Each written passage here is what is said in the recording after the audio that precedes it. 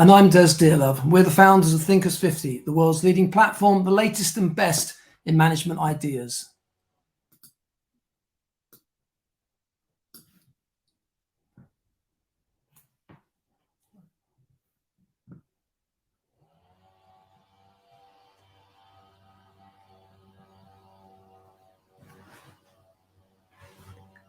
Stuart, I think you might be muted.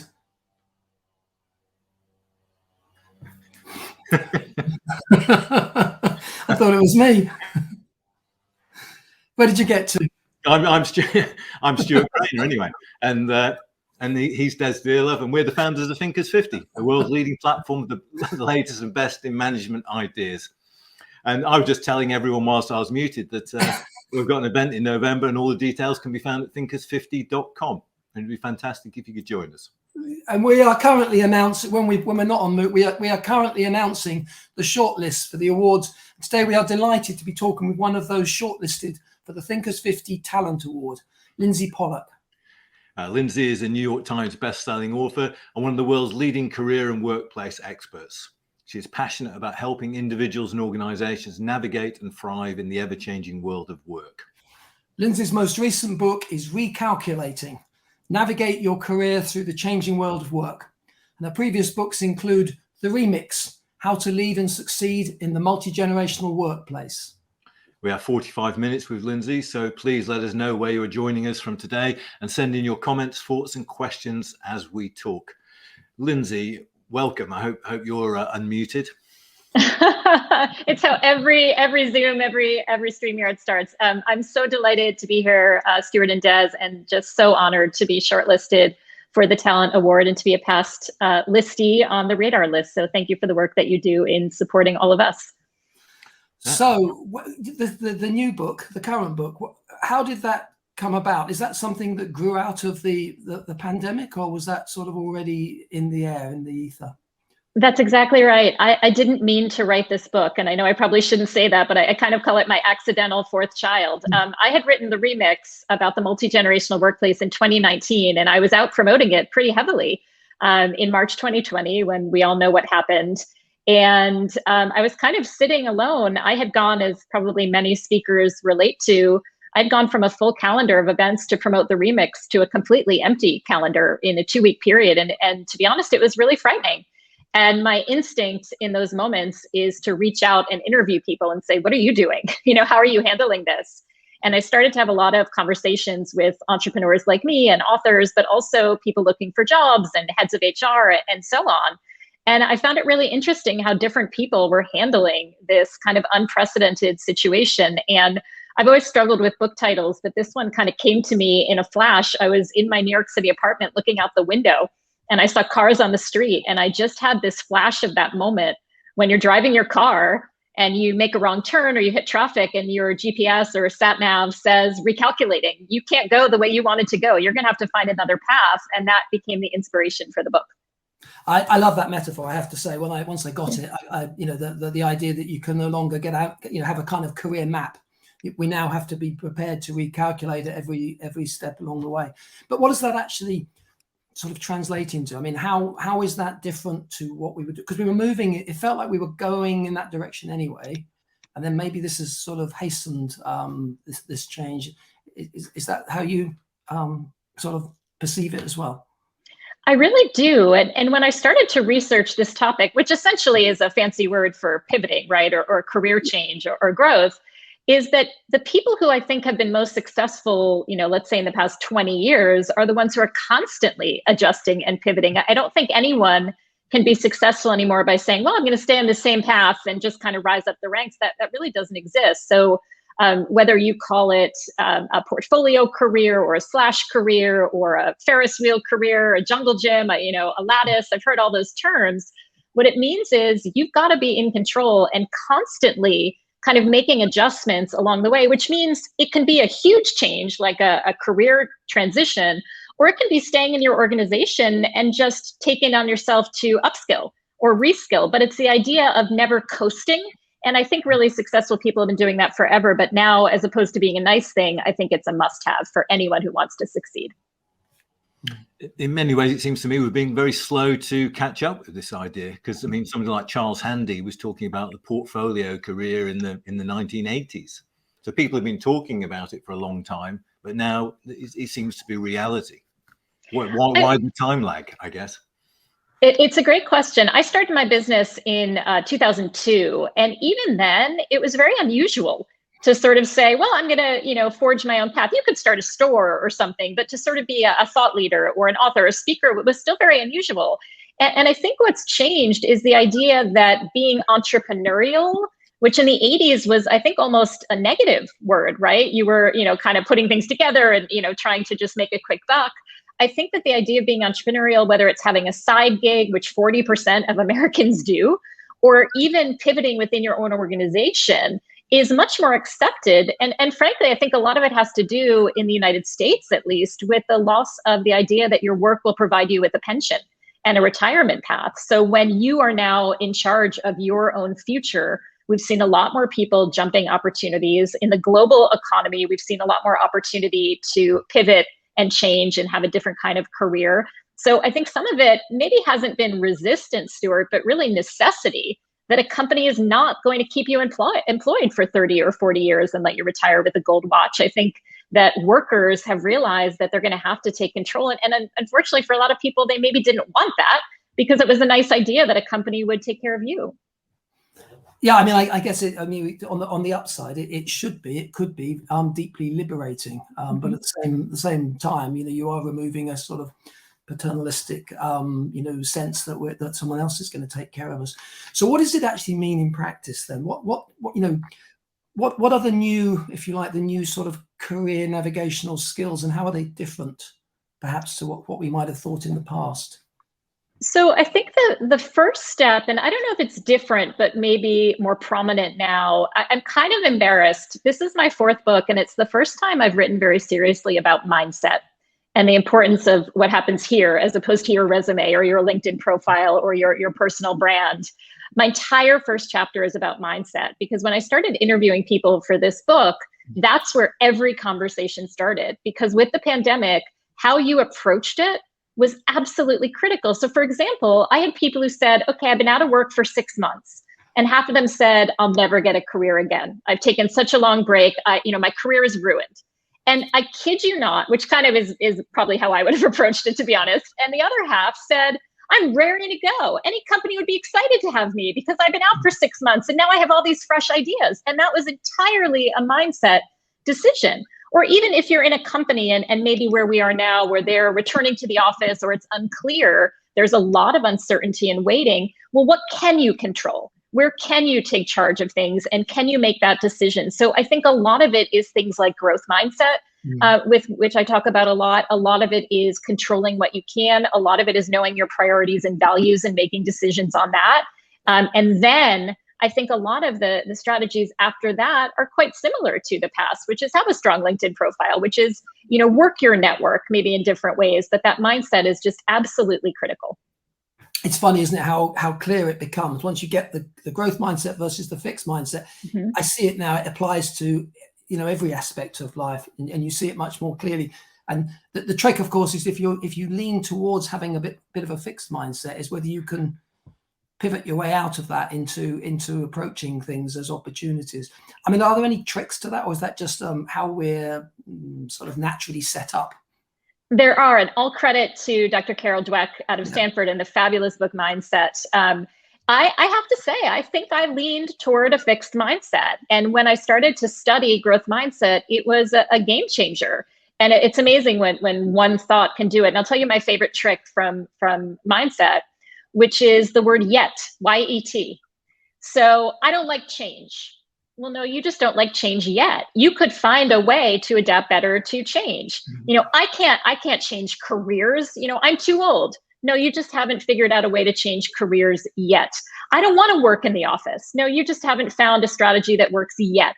And it's really a magical way. The other piece of it, I think, in addition to the yet, it's like, okay, fine, I've said yet, what do I do now?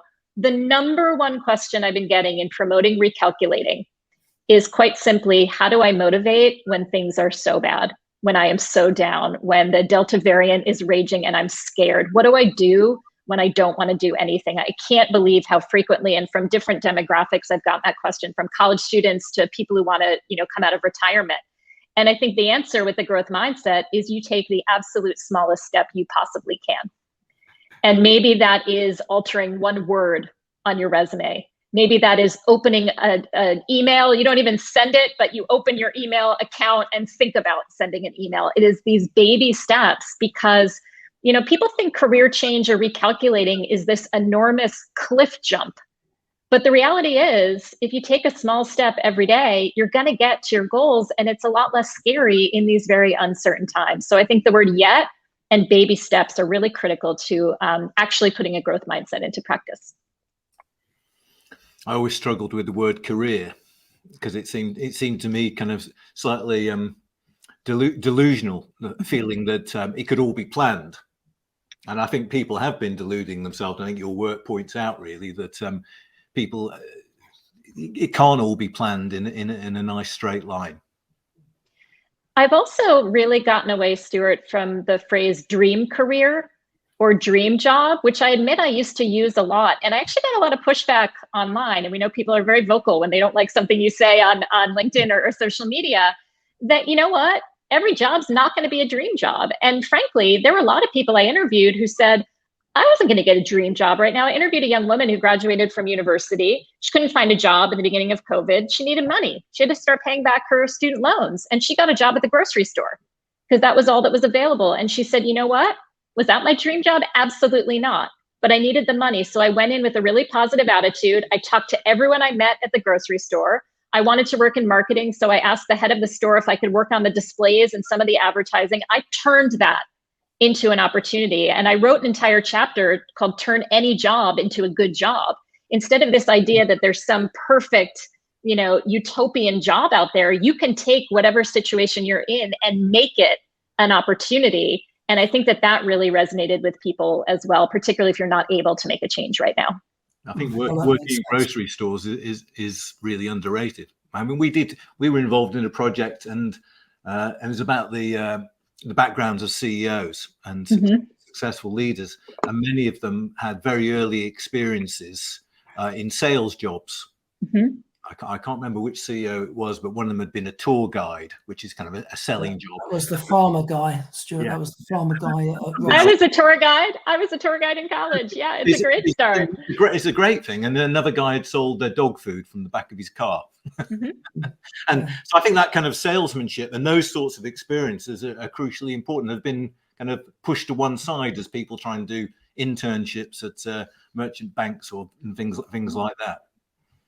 I had a lot of recruiters also say, I am never going to hold you against you how you got through this pandemic. If you worked at the grocery store, if you were caretaking, if you were unemployed, everybody had to get through this and survive how they could. Now they're going to ask you in an interview what you did and why you did it. But in some ways, I think the other, pivot point of recalculating is I think people have a little bit of a get out of jail free card right now, which is this is a really unprecedented time, as we all know. Try something different, do what you need to do, see how it goes. I think that paralysis is what I'm most afraid people will fall into, which is doing nothing, when I think right now you have a little bit of an opportunity to take some risks. I'm going to retrain as a soccer player. I think might be absolutely. Might be too late for that. There's a great quote from Steve Jobs where he said, you can't join the dots looking forward. You can only make sense of it and see where you've come, but when you look back on what you've done. But some of the experiences obviously he had earlier in his life that then came back and were really pivotal in the creation of Apple and the whole thing. Some of the things you're touching on though, and I think what's become possibly we're now able to articulate better, I hope, is you're almost touching on kind of mental health issues and resilience in terms of being a career attribute. And I don't think we've really talked about that openly in the past. I think it's incredibly important, particularly if you're, struggling or you have a kind of a career setback or knockback.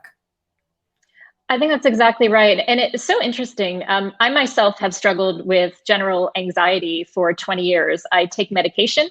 I've been in therapy. I do a process called EMDR. It's just kind of how I'm wired. And I never talked about it publicly until the pandemic. And I can't tell you, particularly most of my work comes out of work with millennials. I started as a college campus speaker and a campus spokesperson for LinkedIn, and I've kind of evolved into the multi-generational workplace, but I really cut my teeth on college campuses. And the mental health concerns of millennials, and now even more so with Gen Z, who are about 24, 25 years and younger, are off the charts. And with the pandemic, it's gotten even more pronounced. There was even before the pandemic, a 30% rise in college students accessing mental health services. It is a tough time to grow up with social media, with everything going on in the world, and now with the pandemic. I think that the workplace talent issue of 2022 is going to be mental health. I think that people need support. I think whether they're working at home or in the office, we won't be able to keep mental health under wraps. I think it's going to kind of ooze out of every nook and cranny. And I think really progressive organizations are talking about it. I've now become very vocal in saying, hey, I've got this too. Like, it's okay.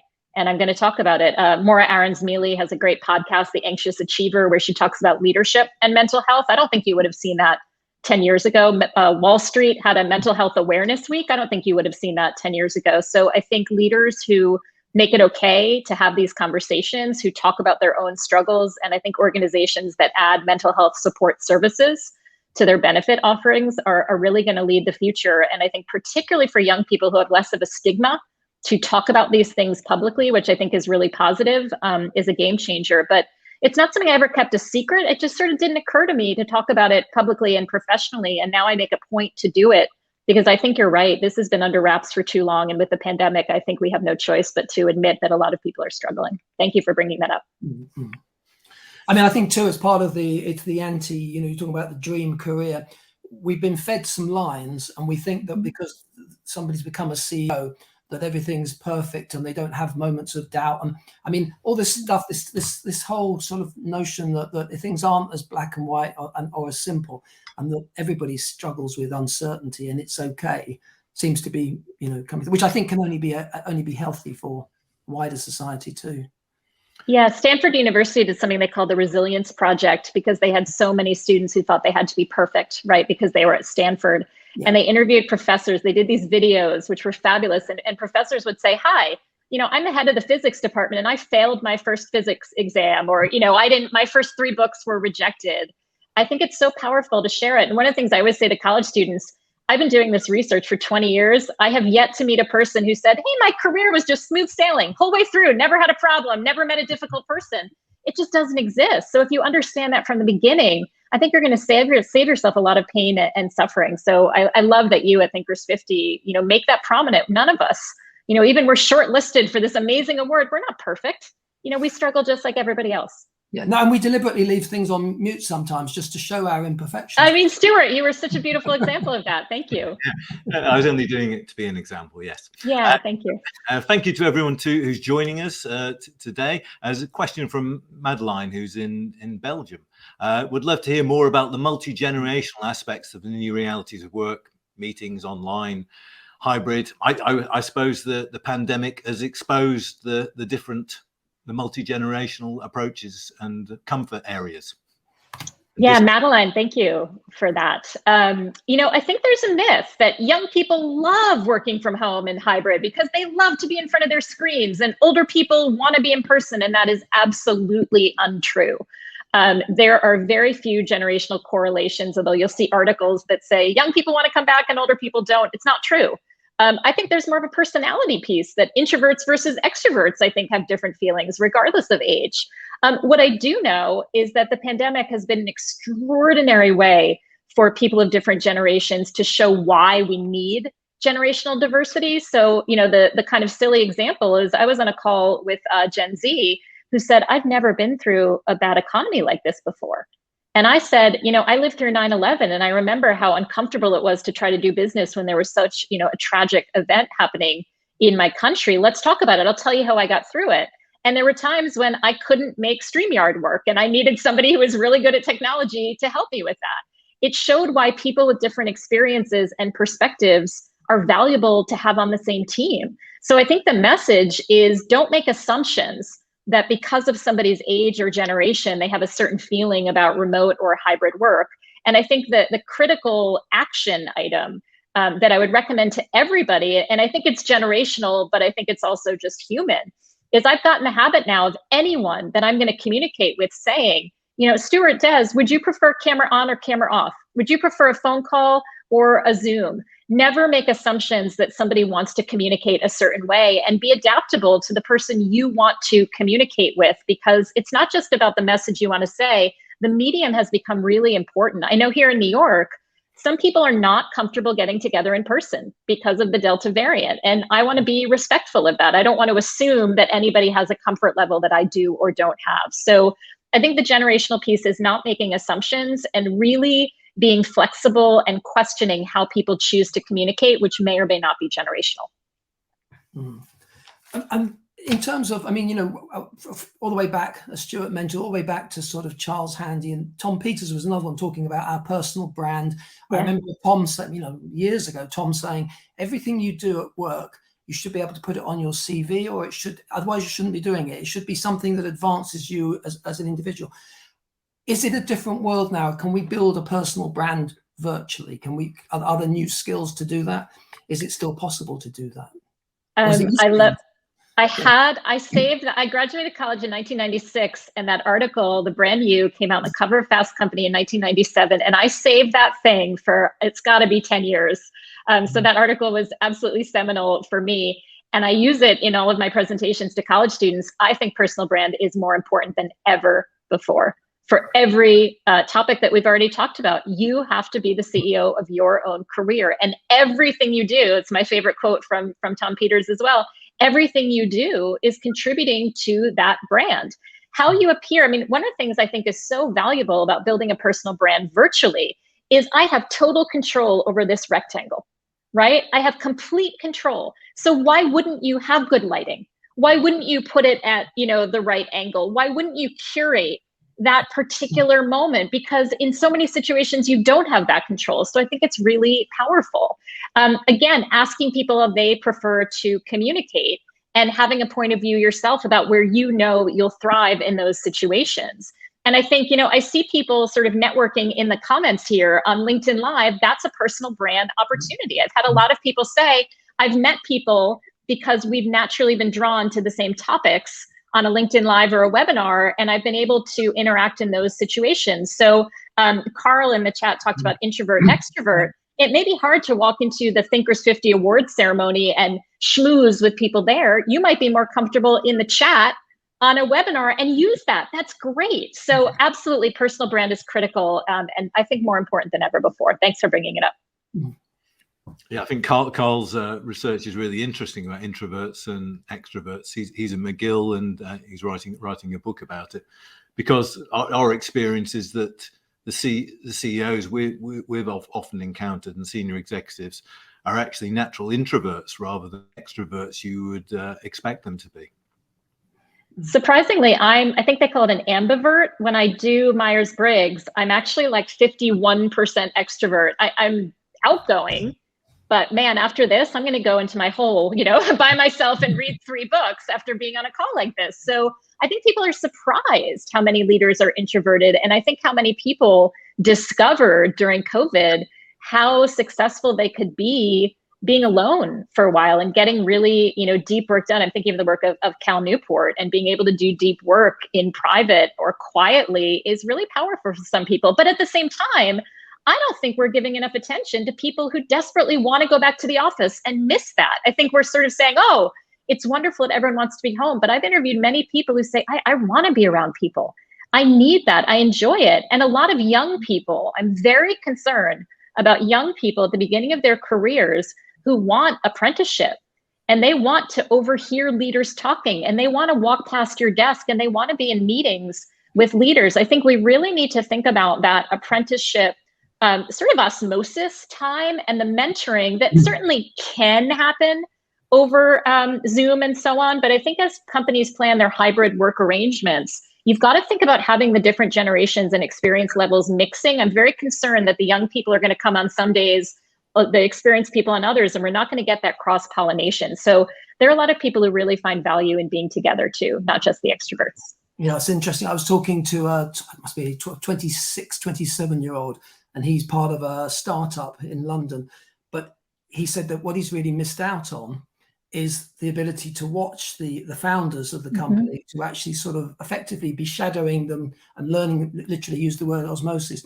And you can't, it's not so easy to do that virtually, but that's one of the reasons he took the job, was because he wanted to learn from these people at a very exciting time in a sort of a startup, presumably with a view at some point he might like to do the same thing himself.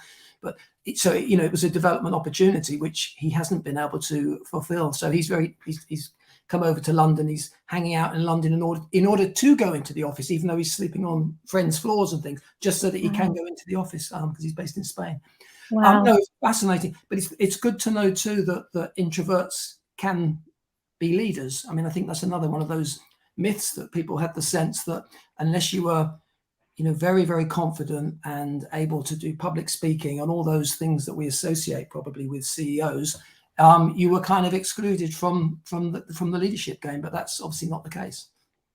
And I think this, you know, one of the benefits maybe of what we've all been through in the past 18 months is that increased self-knowledge, right? Which is, where do I work best? What hours do I work best? Some people realize they really, you know, everyone sort of made fun of the commute. Oh, nobody wants a commute. I've met plenty of people who said, I need that commute. I need that time to ramp up or come down. So I think we should take what we've learned during this period and say, okay, how can I now apply that moving forward and be really deliberate in making choices? And some people don't have as much control as others, but I think that's really powerful to think about what you've learned about maybe what hours you work best or how you like to collaborate, and try to find ways to use that moving forward.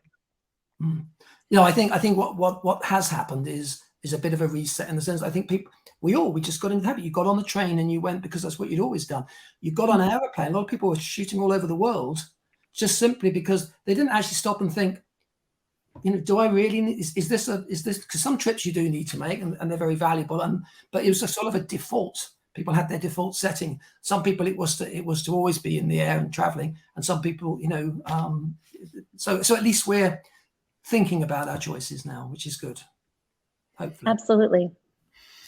How much of this is universal? I mean, it's always difficult to tell. That it always seems to me that there's a kind of a Silicon Valley way of working, and that's kind of projected to the world as if it's a good thing, but it's often a fairly unforgiving environment.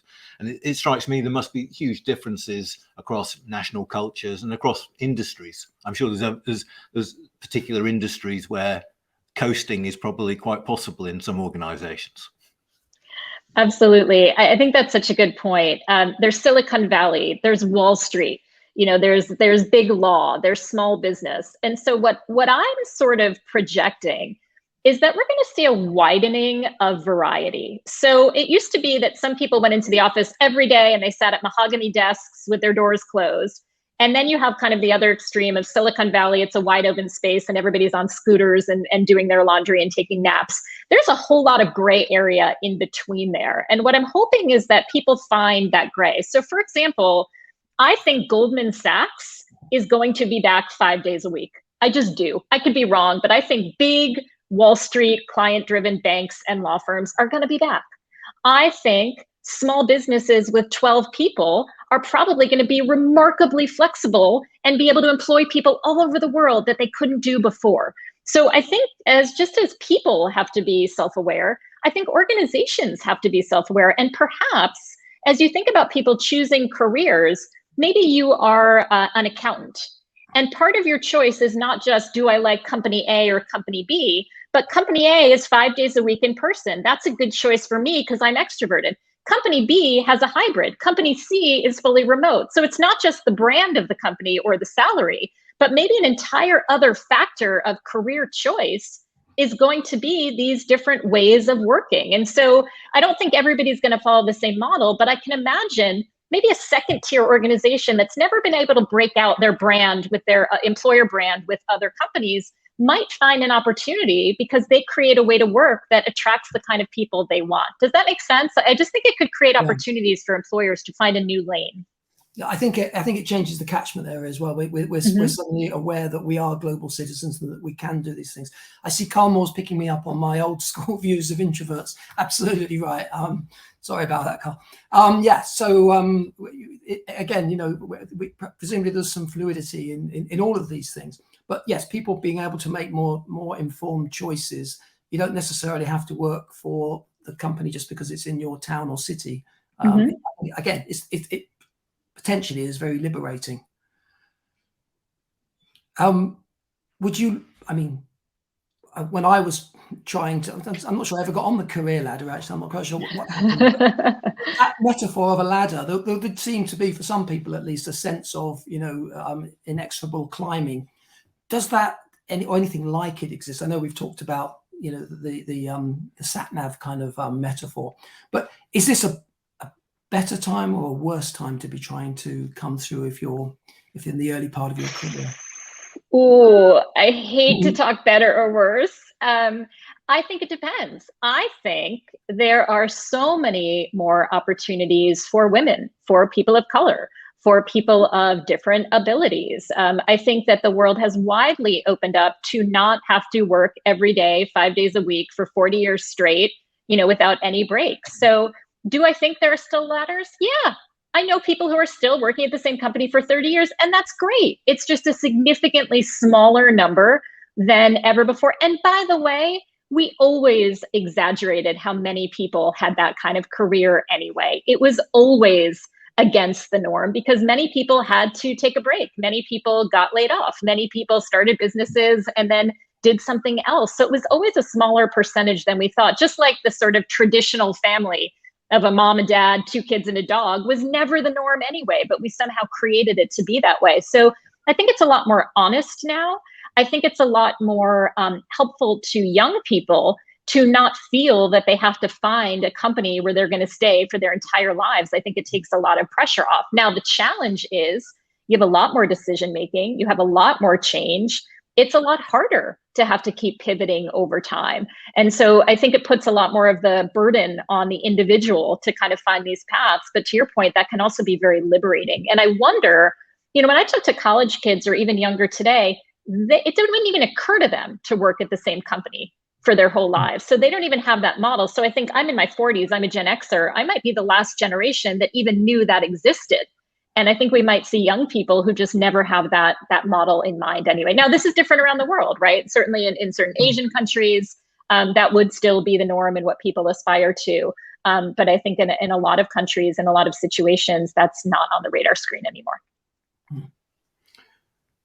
So it's, in a way, it's a bit like in the 1990s, I think we were talking about everyone becoming a leader, and everyone becoming an entrepreneur. And now it's everyone's got a plan or take charge of their own career. But within that, there must be a lot of people who just don't have the ammunition really to organize their work in that way. They need the guidance. They need the corporation or the organization to be more active. I think there's a real role, and I don't think we will call them unions, but unions or professional associations, I think, have a tremendous opportunity right now to be supportive and help people in this kind of guidance. Again, I don't want to get in sort of a pro or anti-union debate, but I think the idea of having these external organizations that support people, I think it might even come out of higher education, right? Which is, I've seen a rise in alumni career services at universities, or maybe credentialing organizations, right? That are able to come in and say, we can help you navigate all these different kinds of opportunities and changes. It doesn't have to be entirely up to you. You can band together, right, to find these different ways of working. But I think people are seeking support. Nobody wants to feel like everything is entirely up to them. So I think organizations that provide that kind of support can be really, really powerful. And it might just be sort of a way to evolve higher education, where you don't just get your degree and never come back. You're sort of sticking around, reskilling, upskilling, finding ways to get back into the workplace. I also would say, I called on that stat in the United States, 40% of people have a side gig outside of their job. So people are doing this anyway. People have found a way to do this.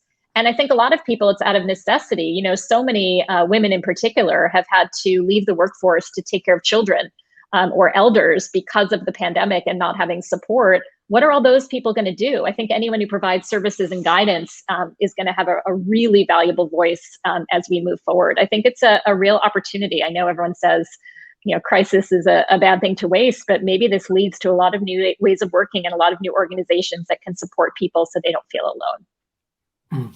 I mean, the sort of the side gig thing I think is fascinating. I mean, I remember when Dan Pink was writing his book about Free Agent Nation, wasn't it? Back in the gosh, and we were all entrepreneurs then. But we are moving in that direction. But it must be a good thing too that people don't have all their eggs in one employment basket, just simply in terms of resilience. If you've got the side gig, you're not so beholden to a company, to a job. And the side gig could be a way to pivot as well without losing all your income, because that was your thing. You didn't lose part of your job, you tend to lose the whole job. That's what's good about being freelance, is that you might lose a couple of clients, but it'd be pretty careless to lose all of them in one go, the way you do the job. Yeah, stick with me with this metaphor for a minute. But one of the stats that has blown me away is most people used to go to university and have a major, right? Or a focus, and you would study one thing. Oh, I'm in university studying law, I'm in university studying English, great. There's been an 85% rise in people having double and triple majors.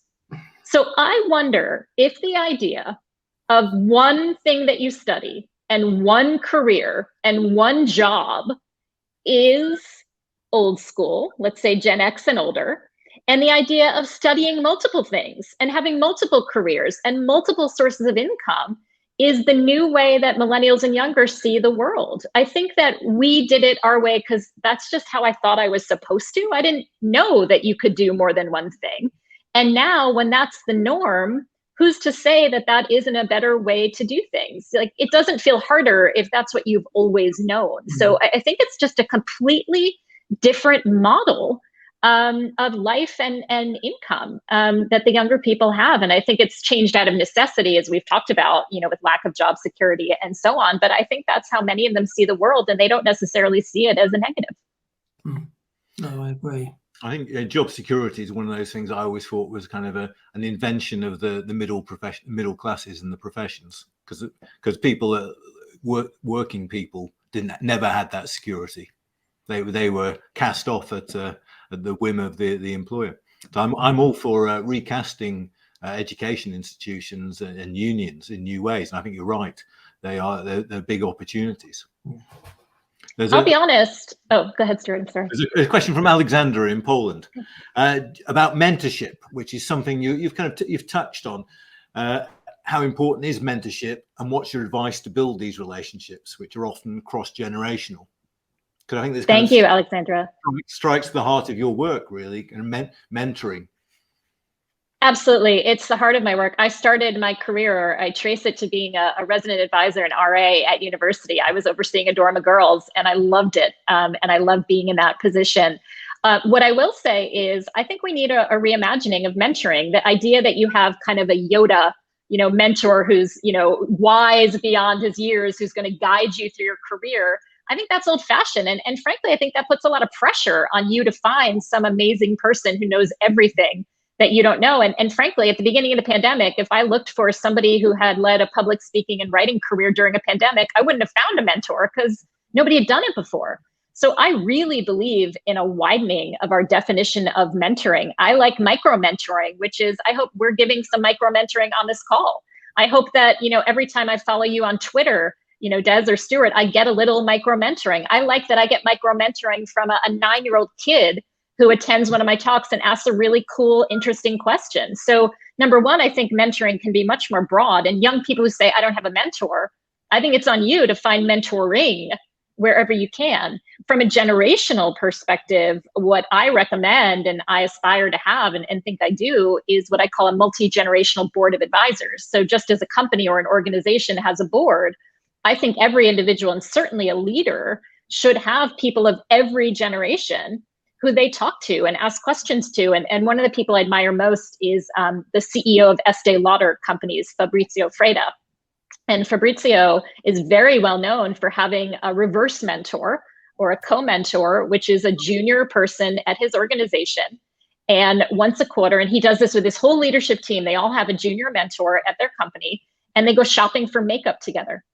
Because it is critical for the CEO and leadership team of Estee Lauder companies to understand how people in their 20s shop for makeup. And they are smart enough to understand, we've been in this business for 30, 40 years and, we know how to run it, but I don't know how you're using TikTok to buy lipstick, and I need to understand that. And I think that is so cool. and such a reimagining of who has power and who has a voice. Because if you're smart in this world, you know that your client base, your customer base, your investors, your brand is in the hands of every generation. So Alexandra, my recommendation is for everybody to have people of all generations kind of on your speed dial. Is that a thing, speed dial anymore? To have them in your list of favorite contacts in your iPhone. I just dated myself. I think that's the goal, but I think mentoring is absolutely critical. But I think sometimes we're very limited in how we define it. Thanks for the question. Love that topic. No, I think we all need young people to be our mentors, especially with technology and the phrases we use. Now, wait, can I just clarify, because I've gotten in trouble at certain clients of mine.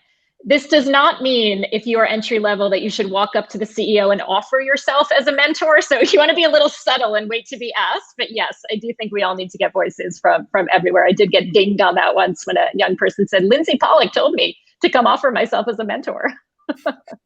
We've got a question come in. If you had a chance, what advice would you give your younger self? Oh, I love that. The best advice I got when I was young, I was on a Rotary International Scholarship. I went to Australia after college, and a Rotarian said to me, keep building your contacts. Everything you do will be because of other people. And so I think Thinkers50 is such a good example. That was the best advice I got. The advice I would give to my younger self, 100%, is to be less hard on myself. I think that I'm just one example, but I was so hard on every mistake, every failure, every time I messed up. I just berated myself. I think it's part of the anxiety.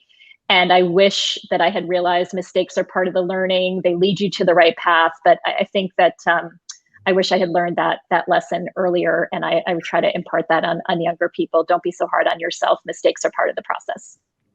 Yes, I forget who said it, but there's no such thing as failure. It's just feedback. Yeah, it's hard to remember sometimes, but I love that. Thank you. It's amazing. Networking is so easy these days, and yet when we often say that people in our communities, people stand out. There's only 2 or 3 of them who are really fantastic at networking, and most other people are pretty clueless. It's still astounding how limited our appetite for collaboration and helping others is in the working world. I was a spokesperson for LinkedIn for 6 years, and people's biggest fear was networking, right? There's always a fear I'm going to bother somebody. And I think some of it is that word. I think that word has gotten very negative. So I don't even use it when I'm talking to junior groups. I just say it's building relationships and maintaining relationships. It's making friends, which everybody knows how to do. But I remember Reid Hoffman, one of the things I learned from him at LinkedIn is he said, I think people use LinkedIn wrong. He said, I think most people log into LinkedIn and they say, what can I get from people today? And he said, I log into LinkedIn, and what I recommend is logging into LinkedIn and saying, who can I help in my network today? And when you approach networking, relationship building from that perspective, that I'm here to help others, I'm not here to take from anybody, I think it completely shifts your mindset of what those relationships are about. Yeah, that's interesting. Reid was actually shortlisted for one of our awards, and we tried to get him to come on. People close to him said, I didn't end up meeting him in the end, but they said he's very introverted and doesn't really like to travel or go anywhere. So it's funny. So he created LinkedIn. Shout out to Reid. Yeah. No, we'd love to. We would love to have him on. It would be great. We can do it virtually. We could do it from anywhere, really. That's the great thing about the way things are now. Yeah. So what's next for you? I mean, you're promoting the hell out of this book, but we're talking about joining up dots, and I mean, obviously the books have a logical sequence to them, and you're adapting and you're recalculating your own career as you've had to, as we all have. Can you see beyond? I mean, we just before we started, we were saying it's still too early to even really talk about post-pandemic. We still seem to be in the midst of it. What do you see yourself doing the next couple of years? Thank you for the question. First and foremost, I am launching my first LinkedIn Learning course. So I'm moving into virtual presenting officially, which I'm very excited about. My first course is called Building Organizational Awareness, about how to handle office politics. But beyond that, my next topic, which is so funny how life happens, I have spent my entire 20-year career teaching people how to build careers, Stuart, apologies for the word, but build careers and income from jobs. And I have never actually written about what I do myself, which is going out on your own and being entrepreneurial. So my next topic is how to make a living on your own and to follow your own path. So I'm really excited to kind of share the lessons of how I've built my business for other people who want to do the same. Brilliant. Brilliant, Lindsey. Unfortunately, we're out of time for this week. Thank you, everyone, for joining us from throughout the world. We've learned that ambiverts rule the world, it turns out, and the benefits of mentoring and reverse mentoring, I think, are really apparent. Lindsey's book is called Recalculating, out now, and you can find more about Lindsey's work and your website, Lindsey, is lindseypollak.com. Correct. We recommend you check Lindsey's work out. She's been shortlisted for Thinkers50 Talent Award, and the results of the award will be announced in November. So thank you very much, Lindsey, and thank you everyone else for joining us. Thank you so much.